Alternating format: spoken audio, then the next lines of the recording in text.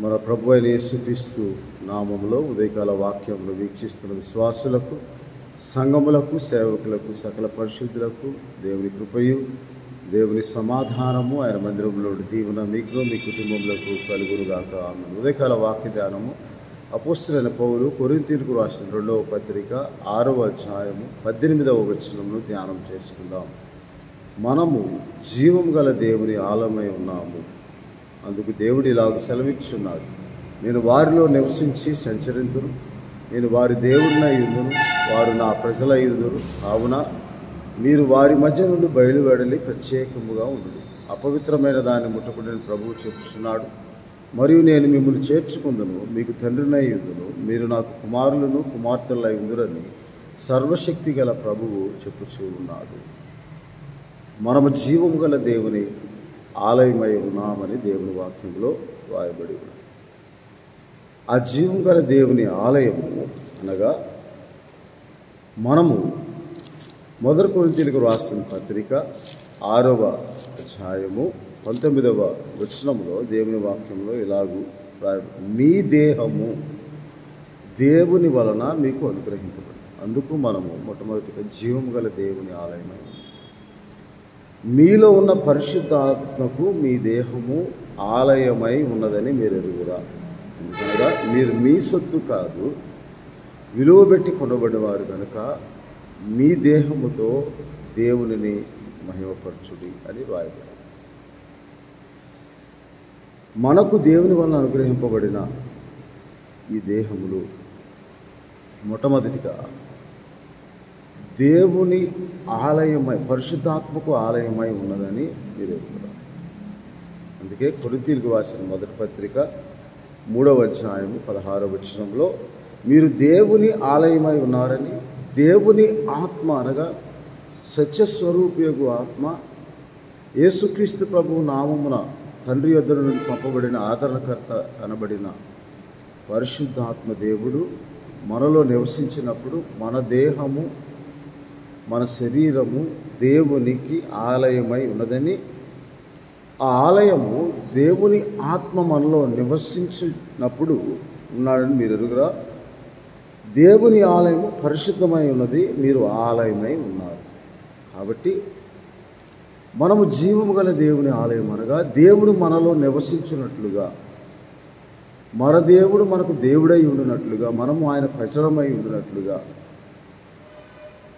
ఆయన మనకు తండ్రి అయి మనము కుమారులుగా కుమార్తెలుగా ఆయనకు ఉండి సర్వశక్తి గల ప్రభువు యొక్క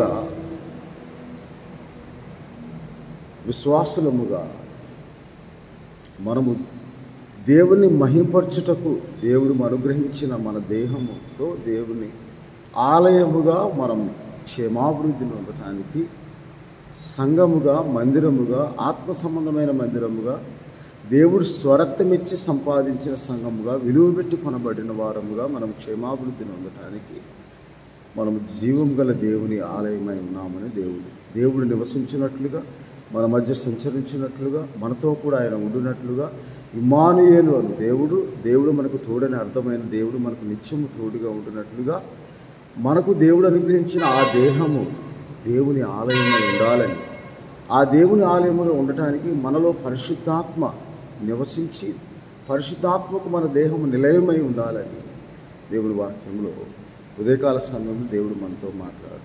ఆ జీవము గల దేవుని ఆలయము మనము ఎలాగూ ఉంటామంటే, ఆలయముగా ఎలాగూ ఉంటామంటే పరిశుద్ధాత్మ దేవుడు, జీవం గల దేవుని ఆత్మ, క్రీస్తు ఆత్మ మనలో నివసించాలి. మనలో క్రీస్తు ఆత్మ నివసించాలి అంటే ఆయన క్రీస్తు ఆత్మను మనలోకి పంపాలి. గలతీయులకు రాసిన పత్రిక 4వ అధ్యాయము 6వ వచనంలో ఇలాగ దేవుని వాక్యంలో రాయబడి ఉన్నది. గలతీయులకు రాసిన పత్రిక 4వ అధ్యాయము 6వ వచనంలో, మరియు మీరు కుమారులై ఉన్నందున, ఎప్పుడు మనం కుమారులమై ఉంటాం? ఆయన మనలో నివసించినప్పుడు ఎందరూ దేవుని ఆత్మ చేత నడిపింపబడుదురో అని రోమాపత్రిక 8వ అధ్యాయములో ఇలాగ దేవుని వాక్యంలో 14వ వచనంలో, దేవుని ఆత్మ చేత ఎందరూ నడిపింపబడుదురో వారందరూ దేవుని కుమారులై ఉండు. కాబట్టి మనము ఆ దేవుని కుమారులుగా కుమార్తెలుగా దేవుని ఆత్మచే నడిపింపబడిన వారుగా, అనగా మన జీవితమును, మన విశ్వాస జీవితమును పరిశుద్ధాత్మ స్వాధీనంలోకి మనం అప్పగించినప్పుడు ఆయన ఆ ఆత్మ, దేవుడు అనుగ్రహించిన ఆత్మచే మనం నడిపింపబడుతూ ఉన్నప్పుడు, దేవుని ఆత్మానుసారము మనం జీవిస్తూ ఉన్నప్పుడు మనము దేవుని కుమారులుగా ఉంటామని, నాయనా తండ్రి అబ్బా అని మొర్రపెట్టు తన కుమారుని ఆత్ముడు దేవుడు మన హృదయంలోనికి పంపినప్పుడు, అనగా తన కుమారుని ఆత్మ, అనగా యోహాను సువార్త 14వ అధ్యాయము, యోహాను సువార్త 14వ అధ్యాయము 25వ వచనములో ఇలాగ దేవుని వాక్యంలో, నేను మీ యుద్ధ ఉండగా ఈ మాటలు మీతో చెప్పి తిని, ఆదరణకర్త అనగా తండ్రి నా నామమున పంపబో పరిశుద్ధాత్మ, యేసుక్రీస్తు ప్రభు నామమున పంపబో పరిశుద్ధాత్మ. ఆ పరిశుద్ధాత్మ ఎవరు అంటే యోహాను సువార్త 15వ అధ్యాయము 26వ వచనంలో, తండ్రి యొద్ద నుండి మీ యొద్దకు నేను పంపబో ఆదరణకర్త అనగా తండ్రి యొద్ద నుండి బయలుదేరు సత్యస్వరూపి అయిన ఆత్మ వచ్చినప్పుడు ఆయన నన్ను గూర్చి సాక్ష్యం ఇచ్చాను. ఆ పరిశుద్ధాత్మ సమస్తమును మీకు బోధించి నేను మీతో చెప్పిన సంగతులన్నింటినీ జ్ఞాపకము చేసుకున్నాను. ఆయన సత్యస్వరూపి అయిన ఆత్మగా వచ్చినప్పుడు మనల్ని సర్వసత్యంలోకి నడిపించి, ఆయన తనంతట తానే ఏమీ బోధింపక ఆయన వేటిని వినునో క్రీస్తు ద్వారా వాటిని బోధించి సంభవింపబోవు సంగతులను, అనగా యేసుక్రీస్తు ప్రభువు యొక్క మాటల్లో నా వాటిలో కొన్ని తీసుకొని మీకు తెలియజేయను గాక, మీరు నన్ను మహిమపరుస్తారు. మనం ఎప్పుడు దేవుని నామం మహిమపరుస్తాం మన దేహంతో, అనగా మనం ఎప్పుడు జీవం గల దేవునికి ఆలయమై పరిశుద్ధాత్మకు నిలయమై ఉంటాము. మన దేహము, మన శరీరము అంటే యేసుక్రీస్తు ప్రభు నామం పంపబడిన పరిశుద్ధాత్మ మనలో నివసించినప్పుడు, తండ్రి అయిన దేవుడు తన కుమారుని ఆత్మను మనలో పంపినప్పుడు, మనము ఆ ఆత్మను పొందుకునే యోగ్యత కలిగి ఉన్నప్పుడు, ఆ యోగ్యత విశ్వాసము ద్వారా మనం యేసుక్రీస్తు నామమందు విశ్వాసం ఉంచడం ద్వారా, ఆయన లోకరక్షకుడని, నా పాపముల నిమిత్తము ఆయన శిలువయాగము జరిగించి నా పాపము తన రక్తముచే, అమూల్యమైన నిర్దోషమైన రక్తముచే నన్ను ప్రోక్షించి పరిశుద్ధపరిచి, నేను పాపినైన నన్ను కరుణించి నా పాపములను క్షమించి ఆయన నామందు విశ్వాసం ఉంచడం ద్వారా పొందబో ఆత్మను మనం పొందుకొని, ఆ ఆత్మ మనలో నివసించినట్లుగా మనం ప్రార్థనాపూర్వకంగా సిద్ధపడినప్పుడు, ఆయన ఆజ్ఞాపించిన, బోధించిన, చెప్పిన ప్రతి మాటను పరిశుద్ధాత్మ దేవుడు మనకు జ్ఞాపకం చేసి, ఆయన అనాదిగా ఏది బోధించనో వాటిని ఆయన ఈ లోకంలో సర్వశక్తి సంపూర్ణుడుగా, కృపాసత్య సంపూర్ణుడుగా మన మధ్య నివసించి వేటిని బోధించాడో వాటిని మనకు జ్ఞాపకము చేయించు మనము ఆయనను మహిమపరిచినట్లుగా మనల్ని ప్రేరేపించేది పరిశుద్ధాత్మ. ఆయన మనలో నివసించడానికి ఆయన, చూడండి ఒకసారి యోహాను సువార్త 14వ అధ్యాయము 16వ వచనములో, నేను తండ్రిని వేడుకొందును మీ యొద్ద ఎల్లప్పుడూ ఉండుటకు ఆయన వేరొక ఆదరణకర్తను సత్యస్వరూపియగు ఆత్మను మీకు అనుగ్రహించును, మీరు ఆయనను ఎరుగుదురు, ఆయన మీతో కూడా నివసించును, మీలో ఉండును. అప్పుడు మనం జీవం గల దేవుని ఆలయమే ఉంటాం. ఆ జీవము గల దేవుని ఆలయముగా మన దేహమును దేవుడు మనకు అనుగ్రహించి పరిశుద్ధాత్మక నేయముగా, మన పరిశుద్ధముగా, 2వ కొరింథీయులకు రాసిన పత్రిక 7వ అధ్యాయము 1వ వచనంలో, మన శరీరమునకు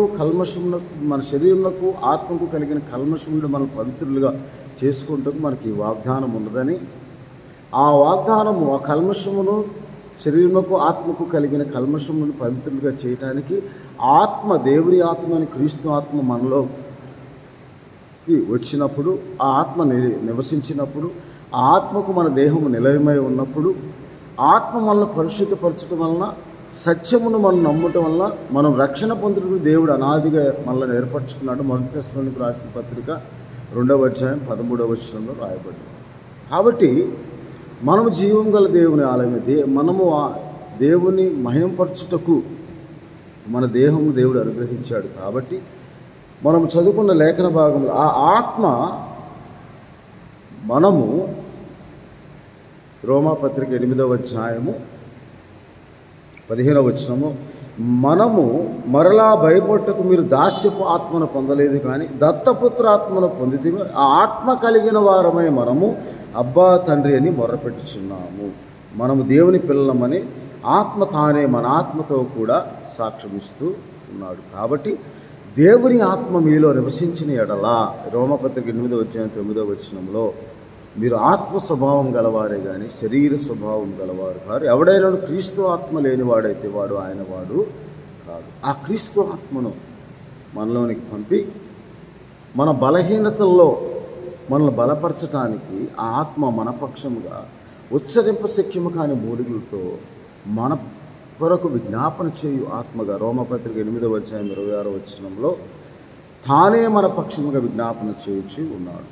కాబట్టి మనము జీవము గల దేవుని ఆలయమై ఉన్నామని, విలువబెట్టి కొనబడిన వారమని, దేవుని మహింపరచుటకు మన దేహము మనకు అనుగ్రహింపబడిందని దేవుని వాక్యంలో రాయబడి ఉన్నది. కాబట్టి మనము అలాగూ జీవము గల దేవుని ఆలయమై ఉండుటకు ఆ జీవవాక్యమును గూర్చిన సాక్ష్యం మనలో బలపరచబడినప్పుడు, దేవుని వాక్యం అనగా హెబ్రీయులకు రాసిన పత్రిక 4వ అధ్యాయం 12వ వచనములో జీవవాక్యము అది 2 అంచుల వాడి ఖడ్గము ఎటువంటిదో అటువంటి వాక్యము అని దేవుని వాక్యంలో రాయబడి ఉంది. ఎందుకనగా దేవుని వాక్యం సజీవము గల బలము గలదై సజీవమై బలమై 2 అంచులు గల ఎటువంటి ఖడ్గము వాడిగా ఉండి ప్రాణమును ఆత్మలను కీళ్లను మూలుగును విభజించినట్ల దూర్చు హృదయం యొక్క తలంపులను ఆలోచనలను శోధించుచుంది. మరియు ఆయన దృష్టికి కనబడిన సృష్టము ఏదీ లేదు.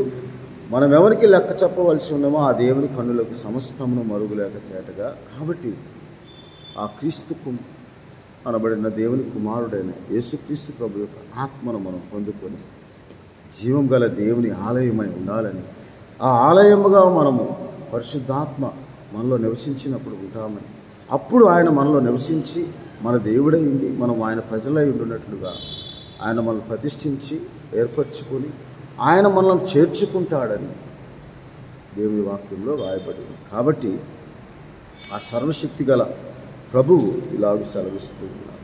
కాబట్టి మనము ఆ మహిమా స్వరూపి అయిన దేవుని స్వరూపి అయిన క్రీస్తు మన హృదయంలో కనపరచు నిమిత్తము ఆయన ప్రత్యక్షతను మనం గమనించి ఈ క్రిస్మస్ సందర్భంగా దేవుడు మన హృదయంలో నివసించినట్లుగా దేవుని ఆత్మకు అనగా క్రీస్తు ఆత్మకు సత్య స్వరూపైన ఆత్మకు మనం సత్యమును గ్రహించి సత్యవాక్యమును నమ్ముట వలన ఆత్మ మనల్ని పరిశుద్ధపరచుటకు ఆ ఆత్మను మన హృదయంలోనికి మన పాపలమని గ్రహించి మన పాపంలో ఒప్పింపచేయు ఆ ఆత్మను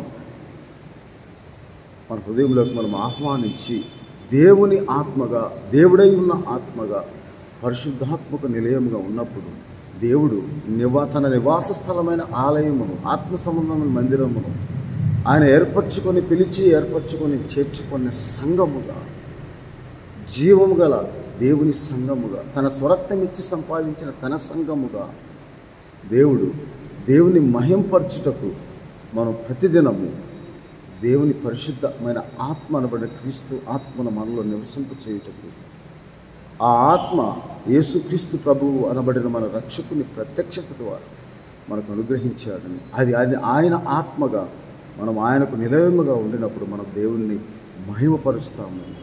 సర్వోన్నతమైన స్థలంలో దేవునికి మహిమ ఆయనకిష్టులైన వారికి భూమి మీద సమాధానము కలుగునుగా కానీ ప్రకటింపబడిన ఆ వాక్యము మన జీవితంలో నెరవేర్చబడుతుంది. కాబట్టి మనం ఆ ఆత్మను పొందుకున్న వారంగా దేవుని మనలో నివసించి సంచరించి మనలను ఆయన ప్రజలుగా ఆయన మనకు దేవుడై ఉండి మనం జీవం గల దేవుని ఆలయంగా ప్రతినిత్యం ఆయన దేవుని ఆత్మ వలన ఆరాధించేవారముగా ఆత్మతో సత్యముతో ఆరాధించేవారముగా యథార్థముగా ఆరాధించేవారముగా ఉండటానికి ఈ దేహమును దేవుడు మనకు ఆ దేహముతోనే దేవుని మహింపరచుటకు శరీరాకారముగా శరీరధారిగా యేసుక్రీస్తు ప్రభువారు ఈ లోకములోనికి ప్రత్యక్షమయ్యారు.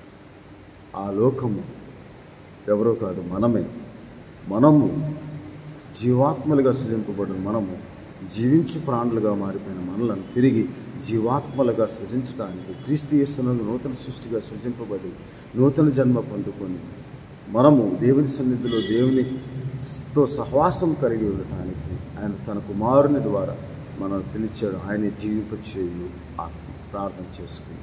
పరిశుద్ధులను మహోన్నతుడైన తండ్రి మీకు స్తోత్రాలు. కృపగల దేవ, దయగల మా తండ్రి. అవును తండ్రి, మేము జీవం గల దేవుని ఆలయమై ఉండటం, మీ జీవం గల వాక్యము మీ పరిశుద్ధాత్మ ద్వారా ప్రభువా, మీరు మా హృదయంలోకి పంపిన పరిశుద్ధాత్మ ద్వారా మేము మా పాపంలో ఒప్పుకొని ఆ వాక్యము ద్వారా మా ఆత్మలను రక్షించే శక్తి గల వాక్యము మేము సాత్వికముతో అంగీకరించి ప్రభువా, మీరు మాలో నివసించినట్లుగా, మా మధ్య ఉండినట్లుగా, మేము మీ ప్రజలమై ఉండినట్లుగా, మీ కుమారులము కుమార్తెలమై ఉండినట్లుగా, మా దేహంతో మీరు మాకు అనుగ్రహించిన దేహంతో మిమ్మల్ని మహింపరిచినట్లుగా ప్రభువా మమ్మల్ని సిద్ధపరిచి స్థిరపరిచి ఈ క్రిస్మస్ దినములలో ప్రభువా అలాగే మేము దేవుని ఆత్మ వలన ఆరాధించే వారంగా ఉన్నట్లు, జీవం గల దేవుని ఆలయమై ఉండి పరిశుద్ధాత్మకు నిలయమై ఉండి ప్రభువా మేము మిమ్మల్ని ఆరాధించే వారంగా, నిలువబెట్టి కొనబడిన వారంగా ప్రభువా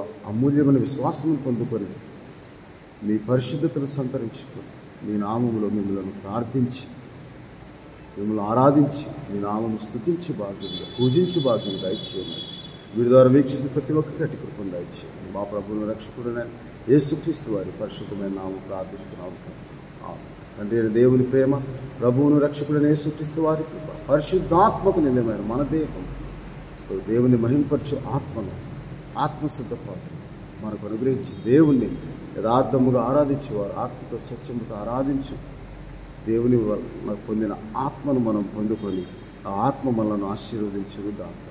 ఆమె దేవుని మిమ్మల్ని దీవించును గాక. ఆమె.